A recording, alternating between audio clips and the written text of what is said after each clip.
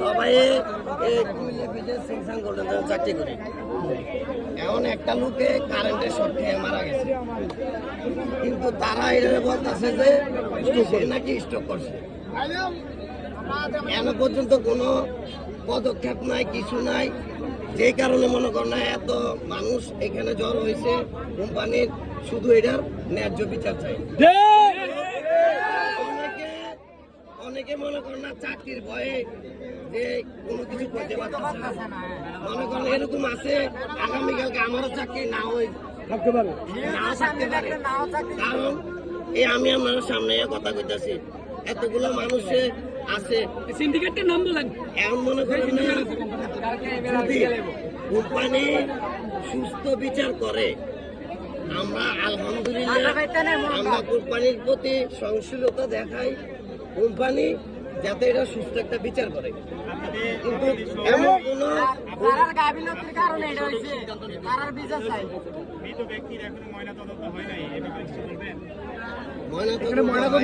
আমরা নিজের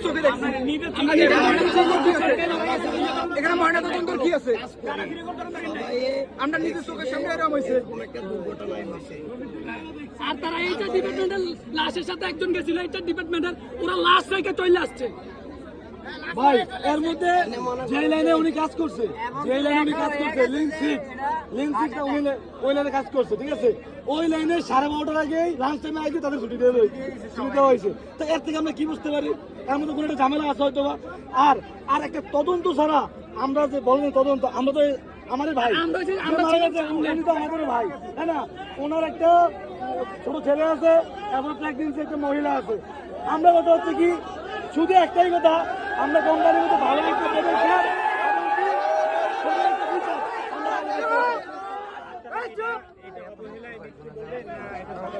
না না, এটা অবশ্যই এর মধ্যে এটা অবশ্যই অবহেলিতকে মৃত্যুবরণ করছে। কারণ কি, কোম্পানির যে নিয়ম রুলস, তারপর সেফটি, ওই জিনিসটা আমরা কোম্পানি দিতে পারি না 100%। আমরা ন্যায় বিচারের জন্যই আমরা সবাই মাঠে নামছি এবং কি সবাই একসাথে আছি। ভাই এখন বর্তমানে আমি যেটা দেখতেছি, আমরা তো সোশ্যাল মিডিয়ার লোক, আমরা যেটা দেখতেছি টাকা দিয়ে সবকিছু হয়ে যায়। যদি এটা টাকার বিনিময়ে যদি কোনো কাজ সিটি হয়, এর চেয়ে বড় ধরনের আমরা আন্দোলন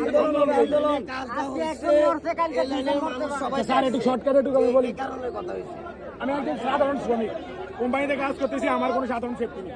আমি যে কালকে মারা যেতে পারি, কোম্পানিতে এটা মিথ্যা থামাতে দিতে পারবো না, এরকম কোনো ইস্যুয়ে কারণ আমরা সাধারণ পাচ্ছি না। কারণ আজকে একটা জিনিস হচ্ছে, এটা মিথ্যা দামাদাবাজি ইস্যুরা বন্ধ করে দিচ্ছে।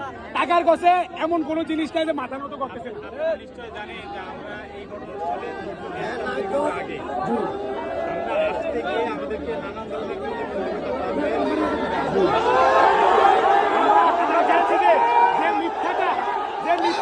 আমরা সঞ্চয় করতেছি, ওটা আমরা বার করে আনার জন্য, যেন মিথ্যা দিয়ে কোনো কিছু ঢাকা যায় না, সত্য কোনো সময় চাপা থাকে না। সত্য যে জিনিসটা এটা প্রকাশ হয়ে গেছে। ময়নাতদন্তের মধ্যে তারা যে আমরা এইচআর ডিপার্টমেন্টে যে লোক আছে, তাদের লাশটা ভালোই ওইখানে চলে আসছে। তারা জিজ্ঞেস করে আসে না, ওইখানে কেউ ছিল না, শুধু পেট্রোল 2জন লোক ছিল। ওই লোক 2জন তাদেরকে নিয়ে আসছে, তাদের পারিবারিক লোক তাদেরকে নিয়ে আসছে, অফিসের কোনো লোক ছিল না। তো এই জিনিসটা কেন, যদি কোম্পানি যদি ওইখানে যদি থাকতো তাহলে আমরা একটা নিশ্চয়, আর কোম্পানির লোক তো এখানে আসে, তাহলে কি আমরা একটা নিশ্চয়তা দিলাম কোম্পানির লোক এখানে আসে, তারা কোম্পানির লোক আইন না আমরা লাশটা বাড়ি গেছি, কিন্তু তারা কি কোনো কিছু করে নাই। কোম্পানির লোক ওইদিকে মেডিকেল রাখা, তারা এদিকে চলে আসছে। আচ্ছা, তারা একটা ভুয়া একটা ফেক সার্টিফিকেট দিয়া টাকা খরচ করলে তার সার্টিফিকেটের অভাব পড়ে না। এটা অনেকজনের স্বাভাবিক থাকতে পারে, আমি বলি স্বাভাবিক। পরবর্তী এবং কি আগে প্রেক্ষাপটে 20,000 টাকা ফ্যামিলিকে দেওয়া হয়েছে, 20,000 টাকা দেওয়া হয়েছে, এটা আমাকেও বলছে। কিন্তু এই বিচারটা কিভাবে আমি সবার কাছে টাকার মধ্যে সীমাবদ্ধ। আমরা হচ্ছে একটা শ্রমিক, আমাদের কর্তব্য কি আমাদের ভাই সঠিক বিচারটা পাই, সঠিক বিচারটা পাওয়ার জন্য। আমি বলতে চাচ্ছি যে আমি শ্রমিক, আমি নিশ্চয়তা চাই, আমি আমার সেফটি চাই। কোম্পানিতে আমি ঢুকবো, কোম্পানি আমাকে সেফটি দিবে। ইলেকট্রিক বিষয়ক যে কোনো বিষয়ক ফিশিং এর বিষয়ক কোম্পানি আমাকে নিশ্চয়তা সেফটি দিয়ে কাজ করাতে হবে।